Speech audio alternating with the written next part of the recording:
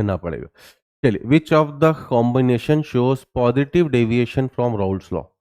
अब ये Raoult's law भी हर टीचर मुझे लगता है भैया गला फाड़ फाड़ के आपको समझाता ही है ना। अगर राउल्ट्स लॉ में भैया है ना, जब भी हम दो सॉल्यूशंस को, दो लिक्विड्स को मिलाते हैं तो उनसे मिलकर एक सॉल्यूशन बनता है, उनसे मिलकर एक सॉल्यूशन बनता है ना। और हम हमेशा बात करते हैं आइडियल सॉल्यूशन की। राउल्ट्स लॉ केवल आइडियल सॉल्यूशन के ऊपर ही लगता है। तो आइडियल सॉल्यूशन कब बनता है सर? आइडियल सॉल्यूशन तब बनता है जब जब जब जब जब जब जब जब जब जब जब जब दोनों कंपोनेंट सेम फैमिली के भी होते हैं, एज वेल एज आपका नेक्स्ट होमोलॉग मेंबर है। मतलब एक अल्कोहल है तो दूसरा भी अल्कोहल हो, है ना। एक आपका हाइड्रोकार्बन हो तो दूसरा भी हाइड्रोकार्बन हो, एक हेलो एल्केन हो तो दूसरा भी हेलो एल्केन हो, लाइक दैट। ये बार बार बताया जाता है, ठीक है ना। तो यहाँ पर हम देखें भैया कि क्या कोई आइडियल वाला है। मान लीजिए अगर कल के शिफ्ट के बच्चे भी देख रहे हो पेपर की, भैया एक आइडियल ले लें, कोई भी आइडियल सॉल्यूशन नहीं है, क्योंकि एक अल्कोहल है, एक वाटर है, एक अल्कोहल फैमिली का, एक एनिलीन है, एक एसीटोन है, एक क्लोरोफॉर्म में, एक एसिड है और एक क्लोरोफॉर्म में, लाइक दैट, है ना। आ रही बात सभी को समझ में? तो यहाँ पर positive deviation from Raoult's law की बातें हो रही हैं।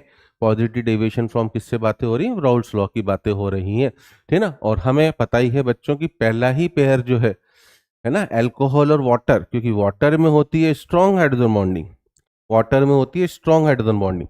हालांकि अल्कोहल में भी हाइड्रोजन बॉन्डिंग होती है बच्चों, but one molecule of water is capable to form 4 H bond. और सरप्राइजिंगली बच्चों आपको पता होगा कि ये क्वेश्चन जेई में भी आ चुका है कि वाटर का एक मॉलिक्यूल इंटीजर टाइप में कितने हाइड्रोजन बॉन्ड बनाता है? 4।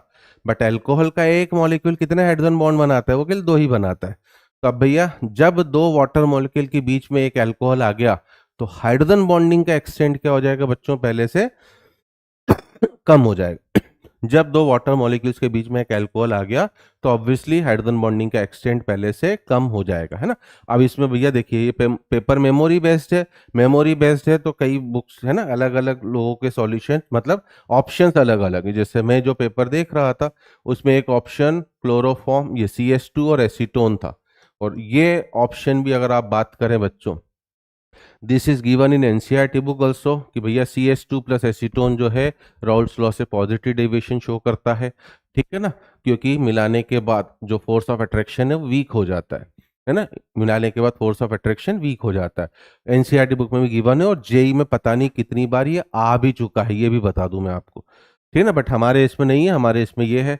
अब सर सेकेंड पेयर में क्या होगा बेटा? सेकेंड पेयर में इसमें भी एच बॉन्ड है, इसमें भी एच बॉन्ड है, बट उल्टे मिलाने के बाद है ना, पहले यहाँ पर NHN वाली हाइड्रोजन बॉन्डिंग थी, है ना, उसमें OHO वाली हाइड्रोजन बॉन्डिंग थी, है ना, OHO वाली हाइड्रोजन बॉन्डिंग। दूसरे वाले में NHN वाली हाइड्रोजन बॉन्डिंग है।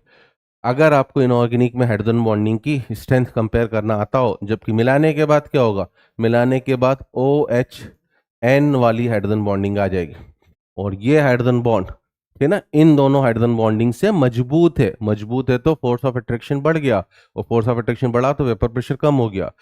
क्लोरोफॉर्म और एसीटोन तो भैया गांव के हर, है ना, मतलब ये आंसर नहीं है बच्चों, बस मैं सब ऑप्शन को बता रहा हूँ। क्लोरोफॉर्म और एसीटोन तो भैया शायद हर टीचर गला फाड़ फाड़ के समझाता है कि जब ये दोनों कंपोनेंट सामने आते हैं तो इस तरह से दोनों के बीच में डेवलप हो जाता है क्या बच्चों? H bond. और वही कहानी HNO3 में भी एक अच्छा एच बॉन्ड डेवलप होगा, रिलेटिवली खूब मजबूत एच बॉन्ड डेवलप होगा। तो बाकी सभी में आपका नेगेटिव डेविएशन हो रहा है, ठीक है। अब मेमोरी बेस्ड है भैया, किसी ने है ना ऑप्शन ये भी हो तो भी सही है, और वाटर प्लस इथेनॉल भी अपने आप में सही ऑप्शन है, तो इसे भी हमें ध्यान रखना कंपलसरी है, कंपलसरी है, ठीक है। जो हमने उम्मीद करी थी कि राउल्ट्स लॉ के ऊपर क्वेश्चन आएगा, ओके, न्यूमेरिकल ना पूछकर, है ना। हाँ, हम ये जरूर बोल सकते हैं बच्चों की थ्योरेटिकल क्वेश्चन, जैसे इससे पहला वाला क्वेश्चन भी थ्योरेटिकल था, इससे पहला वाला क्वेश्चन भी आपका थ्योरेटिकल था, है ना। उससे पहले के 3 क्वेश्चन न्यूमेरिकल थे और अब 3 क्वेश्चन लगातार आपके थ्योरेटिकल आ चुके हैं। तो अभी तक बैलेंस चल रहा है, थ्योरी भी पूछी गई है, अच्छी बात।